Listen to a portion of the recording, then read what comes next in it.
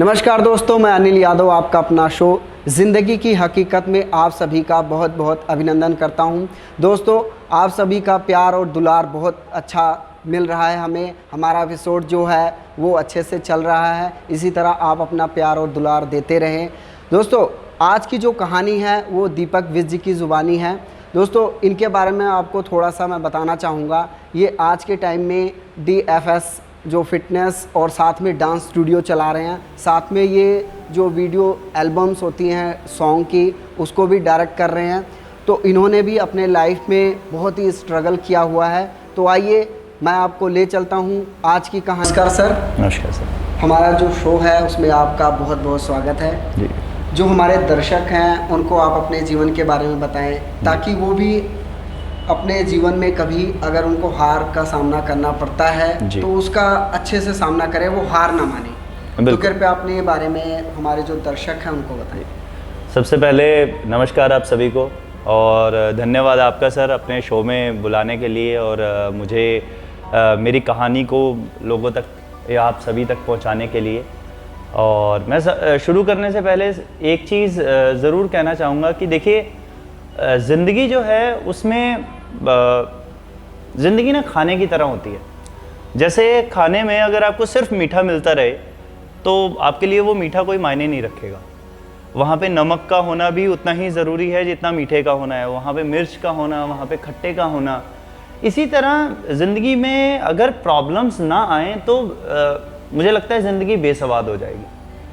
तो इसी के साथ मैं शुरू से शुरू करता हूँ सर कि बचपन से ही मुझे मतलब डांस का और फिज़िकल मूवमेंट्स का या फिर सबसे पहले फ़िल्मों का बहुत शौक़ था। और फिल्मों में भी मुझे जो सबसे ज़्यादा अट्रैक्ट करती थी चीज़ें वो थी या तो martial arts, fight scene, action scene, और उसके बाद फिर डांस। तो मैं क्लास 6th में था जब मैं क्लास 5th से ही अपने पेरेंट्स को मतलब पीछे पड़ गया था कि मुझे मार्शल आर्ट सीखने हैं, मुझे कराटे सीखने हैं, मुझे ताइक्वांडो सीखना है, जो नाम उस वक्त मैं जानता था। तो मम्मा पापा हमेशा से बहुत सपोर्टिव रहे हैं। मैं आज जो भी हूँ, मैं बॉम्बे गया, वहाँ पे 3-4 साल 5 साल रहना, और वहाँ पे पैसा जो है वो पानी की तरह बहता है। आपको अपना बेसिक जो खर्चा है वही चलाने के लिए एक अच्छा अमाउंट चाहिए होता है। तो उन्होंने हर जगह सपोर्ट किया बचपन से ही। तो उन्होंने एक जगह पे एक कोच को ढूंढा और फिर मुझे मार्शल आर्ट सिखाने शुरू किए। तो क्लास 7 से मैंने मार्शल आर्ट सीखने शुरू किए सबसे पहले। फिर क्लास 9th 10th में मैंने डांस सीखना स्टार्ट कर दिया। डांस करते हुए, मार्शल आर्ट करते हुए मैं फाइनल ईयर तक ये दोनों चीज़ें कर रहा था। जब कॉलेज में गया तो पता लगा कि यूथ फेस्टिवल होता है जिसमें अलग अलग तरह की विधाएँ होती हैं। डांस की विधाएँ होती हैं, एक्टिंग से जुड़ी हुई विधाएँ होती हैं, मिमिक्री होती है। अलग अलग चीज़ों में मैंने पार्टिसिपेट किया। वहाँ से बहुत कुछ सीखने को मिला। जो मेरा एक बहुत बड़ा बेस जो बना थिएटर को लेके, एक्टिंग को लेके, डांस को लेके, वो कॉलेज टाइम में बना। उसी बीच में ईयर 2008 में मैंने एक ऑडिशन दिया अम्बाला सिटी में। मुझे नहीं पता था वो ऑडिशन किस चीज़ के लिए है। बस मेरे किसी दोस्त ने मुझे बताया कि ऐसे ऐसे एक ऑडिशन है और आप जाओ, आप ऑडिशन दो। मैं वहाँ गया, उन्होंने पूछा आपको क्या आता है? मैंने बताया जी मुझे डांस आता है, थोड़ी बहुत मिमिक्री कर लेता हूँ, थोड़ा बहुत एक्टिंग कर लेता हूँ। तो उन्होंने ऑडिशन लिया। ऑडिशन लेने के लगभग 20 दिन बाद मुझे कॉल आई मुंबई से। कहा कि हम एक शो बना रहे हैं जिसका नाम है एक्टिंग की फनशाला, और आप उसमें सेलेक्ट हो चुके हैं। हम आपको टिकट वगैरह भेजेंगे और आप मुंबई आ जाइए। सो मुझे बहुत खुशी हुई। मैंने पेरेंट्स को आगे बताया। पहले वो थोड़ा घबराए भी कि ऐसे कोई कैसे बुला सकता है, पर फिर उन्हें मनाया, बात करवाई। जिन लोगों से मुझे कॉल आई थी उनसे बात करवाई और फाइनली उन्होंने मुझे टिकट भेजा। मुंबई पहुंच गया। उन्होंने मुझे टिकट भेजा और मैं मुंबई पहुंच गया। वहाँ पे भी जब मैं पहुंचा तो लगभग 100 बच्चे जो थे मेरी उम्र के ही, उस टाइम तो बच्चे ही थे, मतलब था मैं 16-17 साल का, लेकिन उम्र से जो क्या होता है कि दिमाग जो है ना वो बड़ा होता है एक्सपीरियंस से। तो उस टाइम उतना एक्सपीरियंस नहीं था। तो वहाँ पहुँचे, वहाँ पहुँच के हम 100 जो लोग थे उनके अलग अलग तरह के अलग अलग पैरामीटर पे जो है हमें चेक किया गया। और चेक करने के बाद जो टॉप 10 थे मैं उनमें था। ये किस्मत थी, ये भगवान का आशीर्वाद था, नहीं तो मुझे आज तक नहीं पता कि मैं उन 100 पहले वो जो बाद में बताया गया चैनल की तरफ से कि उन्होंने लगभग 1 लाख बच्चों का ऑडिशन लिया पूरे इंडिया में। तो उन 1 लाख से 100 तक और 100 से 10 तक मुझे नहीं पता मैं कैसे पहुंचा।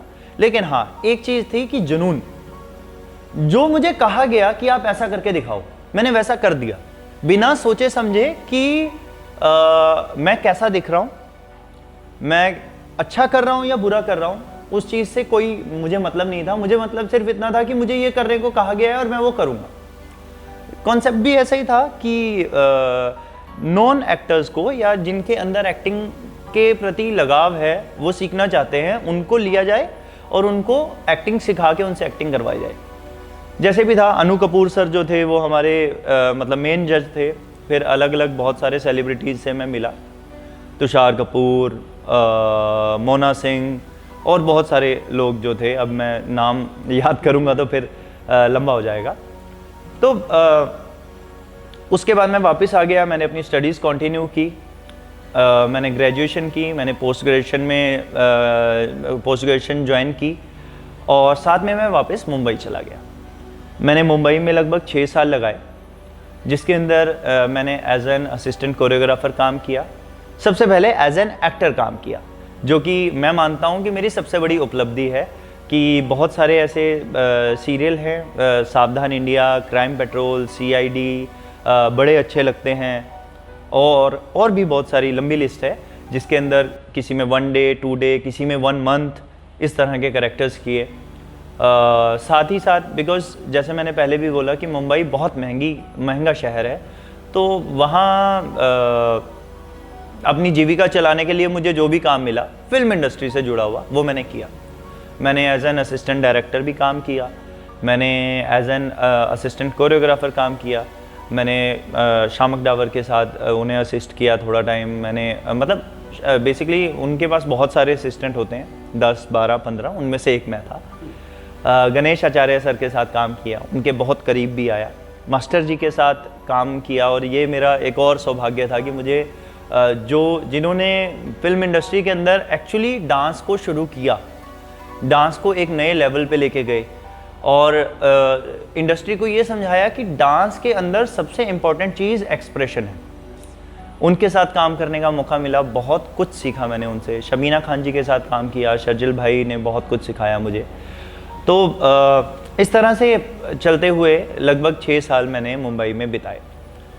लेकिन वो कहते हैं ना कि शहर जितना बड़ा होता है, गंदगी उतनी ही ज़्यादा होती है। तो कहीं ना कहीं धीरे धीरे, ना चाहते हुए भी, मुझे ऐसा लग रहा था कि मैं या तो उस गंदगी का पार्ट बन जाऊंगा, और अगर नहीं बनूंगा तो मैं आगे नहीं बढ़ पाऊंगा। वो गंदगी मैं नहीं बताना चाहूँगा, क्योंकि कुछ चीज़ें ऐसी हैं जो आपको नेगेटिव करती हैं, और हमारा मोटिव यही रहना चाहिए कि हम पॉजिटिव हों। ठीक है, तो पॉजिटिव हों और पॉजिटिव ही करें, पॉजिटिव ही रहें, पॉजिटिव ही कहें। सो जो भी था, सेकंड मेरा जो सबसे बड़ी चीज़ थी वो ये थी कि मेरी फैमिली जो थी, मैं अकेला, I am only son of my parents.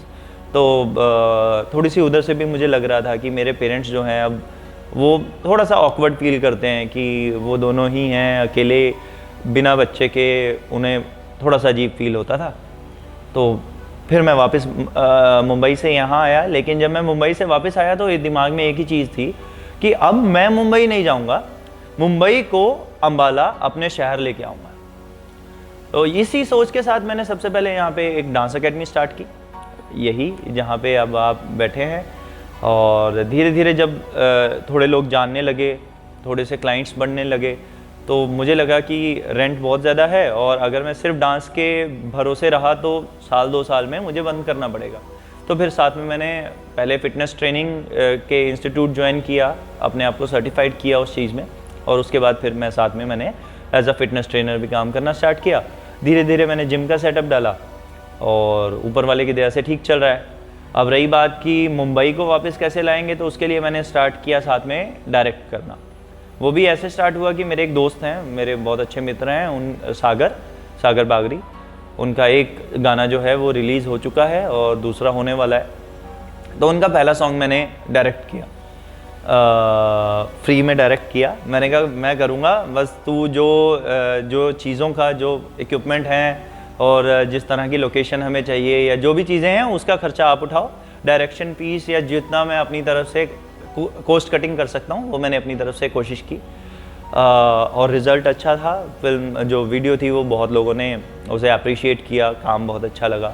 उसके बाद उसी वीडियो को देख के 2-3 लोगों ने और मुझे जो हायर किया और उसी तरह से अब आगे और म्यूज़िक वीडियोस कर रहा हूँ। अभी तक मेरी 3 म्यूज़िक वीडियोस जो हैं वो रिलीज़ हो चुकी हैं। सर, जो हमारे दर्शक हैं जी, उनको ये बताएं कि जैसे आप मुंबई से जी, जो कंपटीशन आप कह रहे थे टॉप 10 में मैं पहुंचा था, जी, तो उसके बारे में थोड़ा सा बताएं कि क्या हुआ वहाँ पे। सबसे पहले जैसे मैंने आपको बताया कि हम 100 लोग थे वहाँ पे, 100 से 10 हुए। 10 के बाद फिर हमें ट्रेन करना शुरू किया गया, ट्रेन किया गया, साथ में हर रोज़ एक कंपटीशन होता था। लेकिन उसमें ये था कि सभी लोगों को, जो 10 के 10 लोग थे, उनको फाइनल्स तक लेके जाया गया। उसमें से उन्होंने मतलब कि फर्स्ट और सेकंड मेल और फर्स्ट और सेकंड फीमेल ये निकाला था। तो फर्स्ट मेरे एक फ्रेंड हैं विक्की, वो आए थे और सेकंड मैं था। और ऐसे ही गर्ल्स में एक मेरी फ्रेंड है सपना, वो आई थी, और एक और लड़की थी वो आई थी। तो जैसे हर जगह ये ख्वाहिश होती है कि फर्स्ट आऊँ जी। तो जब ये देखो आप टॉप 10 में जब पहुँचते हैं तो उम्मीदें बहुत ज़्यादा बढ़ जाती हैं। बिल्कुल। तो लास्ट टाइम में देखो जैसे जो टॉप 10 में थे जी, तो आपको वहाँ पे क्या मतलब एक कहते हैं ना, एक डर सा रहता है कि मैं टॉप 1 या 2 में आऊँगा, क्या मेरा कोई प्राइज है? उस टाइम का जो लम्हा था, जो उस टाइम के आपके अंदर जो चल रहा था, उसको बयां करें और उससे मतलब अपने मन को लास्ट में कैसे समझाएं? देखिए, दुख तो हुआ कि मतलब इतना, जब आप पता क्या है, या तो आप दूर से उस चीज़ को देख के ही वापस आ जाए, लेकिन जब आप उस चीज़ के उस ऊंचाई के इतना करीब तक पहुंच जाएं और फिर भी वो आपके हाथों से छूट जाए तो ऑब्वियसली दुख तो होता ही है। बट मैंने खुद को यही समझाया कि कहीं ना कहीं मुझ में कमी थी। वो बात उस वक्त नहीं समझ आई। उस वक्त मैं उस चीज़ को लेके बहुत दिनों तक परेशान भी रहा। बहुत दिनों तक मुझे ऐसा लगा कि नहीं, उन्होंने मेरे साथ धोखा कर दिया, शायद मैं बहुत अच्छा था। लेकिन जब मेरे पास बाद में मैंने उन वीडियोस को 3-4 साल बाद दोबारा देखा तो मुझे समझ आया कि क्योंकि तब तक मैं थिएटर कर चुका था, जो एक्टिंग की बारीकियां हैं, सब तो नहीं लेकिन कुछ हद तक कुछ एक सीख चुका था। तो फिर समझ आया कि मेरी कहाँ कहाँ गलतियाँ थी और उन पे वर्क करना शुरू किया, उनको सुधारा। डिक्शन में प्रॉब्लम थी, उस पे काम किया, वर्ड्स की क्लियरिटी पे और ज़्यादा काम किया, एक्सप्रेशंस पे या फिर किसी कैरेक्टर को अडॉप्ट करना किस तरह से किया जाता है, उन चीज़ों पे काम किया। और फिर वापस गया, वापस जाके अपने आप को प्रूव किया, बहुत सारे कैरेक्टर्स किए, बहुत सारे, जैसे मैंने पहले भी बताया, सीरियल्स किए, फिल्म्स की। इवन अभी थोड़ा टाइम पहले एक फिल्म रिलीज़ हुई है यूसुफ मलाला के ऊपर,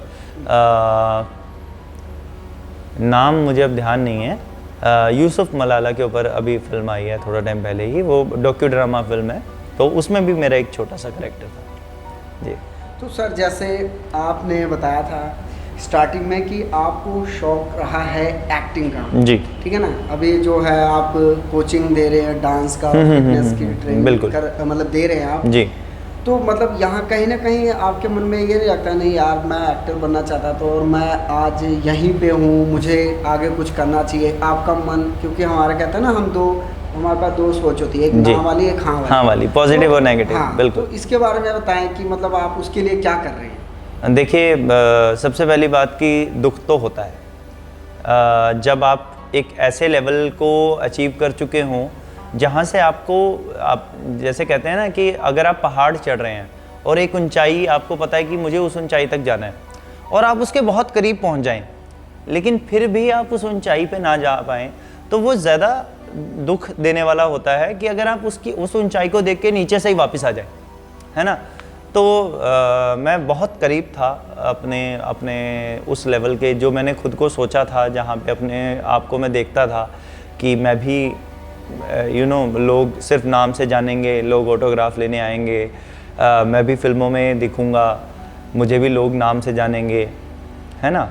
लेकिन वो नहीं हो पाया, वो हर एक की किस्मत में नहीं होता। वहाँ पे सिर्फ आपकी मेहनत ही नहीं, वहाँ पे किस्मत और बहुत सारी और चीज़ें हैं जो काम करती हैं। लेकिन मेरा मानना ये है कि अगर आप अंदर से खुश नहीं रहोगे ना, तो आप कभी भी आगे नहीं बढ़ सकते।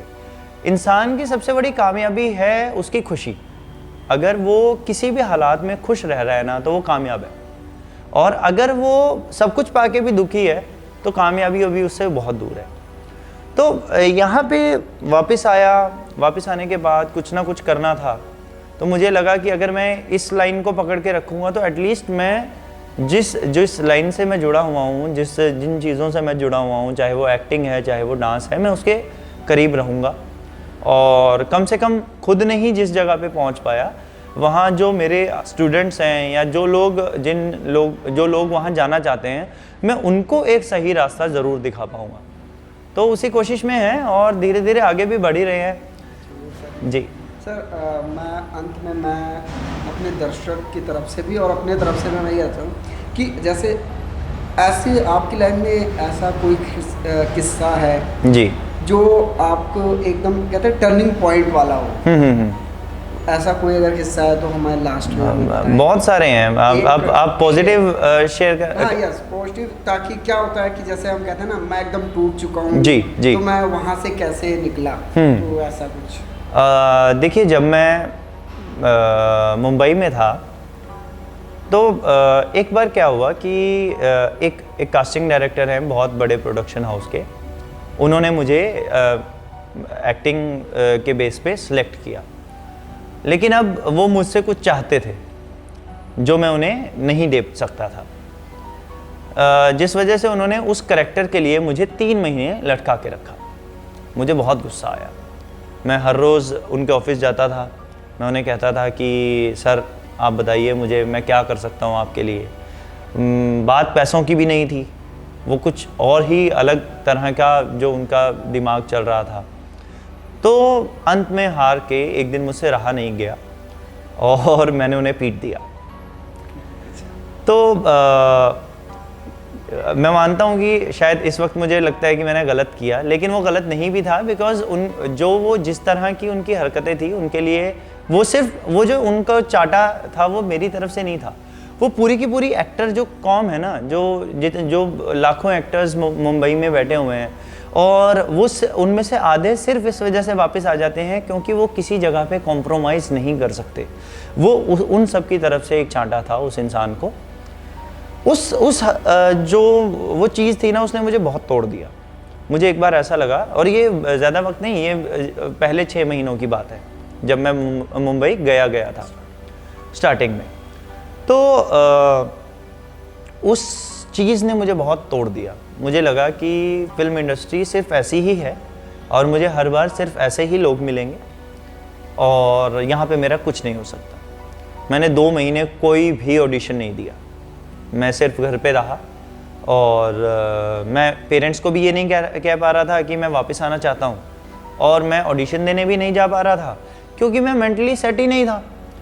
फिर हार के, मतलब जब मैं बहुत हर तरफ से टूट गया, तो मेरे एक सीनियर फ्रेंड थे मुंबई में ही, उनसे मेरी बात हुई। उन्होंने मुझे समझाया कि हाथों की 5 उंगलियां जो हैं वो बराबर नहीं होती। कुछ लोग बुरे हैं तो कुछ लोग अच्छे भी हैं। आप ये सोच के कि इस तरह के लोग मिलेंगे तो मैं ऑडिशन ही नहीं दूंगा या मैं काम ही नहीं करूंगा, तो ऐसा मत कीजिए। आप अपना काम कीजिए। जैसे कि गीता में, भगवत गीता में गीता जी ने कहा है, भगवान कृष्ण ने कहा है कि अगर आप कर्म करेंगे तो आपको फल ज़रूर मिलेगा। तो आप अपना कर्म करते चलो, और अगर आपको लगता है कि कोई इंसान गलत है तो वहाँ से अपना रास्ता बदल लो। ना लड़ने झगड़ने की ज़रूरत है, ना किसी को मारने पीटने की ज़रूरत है, सिर्फ अपना रास्ता बदल लो। तो वो जो चीज़ थी उसने मुझे दोबारा से उठाना शुरू किया।